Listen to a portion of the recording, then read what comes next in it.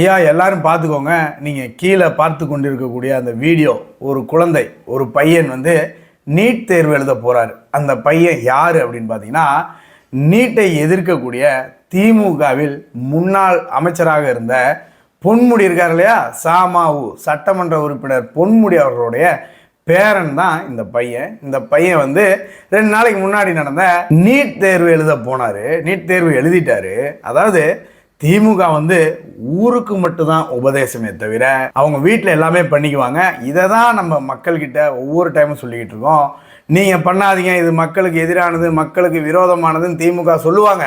ஆனால் அது மக்களுக்கு நல்லதாக இருக்கும். ஆனால் அதை அவங்க வீட்டில் இருக்கவங்க எல்லாருமே பண்ணுவாங்க. ஆனால் மக்களை பண்ண விட மாட்டாங்க. இதுதான் வந்து திமுகவோட வேலை அன்றையிலிருந்து இன்று வரைக்கும். அதனால் மக்கள் இனிமேனாச்சும் புரிஞ்சுக்கோங்க. மீண்டும் சொல்கிறேன், பொன்முடி அவர்களுடைய முன்னாள் அமைச்சர் பொன்முடி அவர்களுடைய பேரன் நீட் தேர்வு எழுதியிருக்கிறார். இனிமேனாச்சும் புரிஞ்சுக்கோங்க.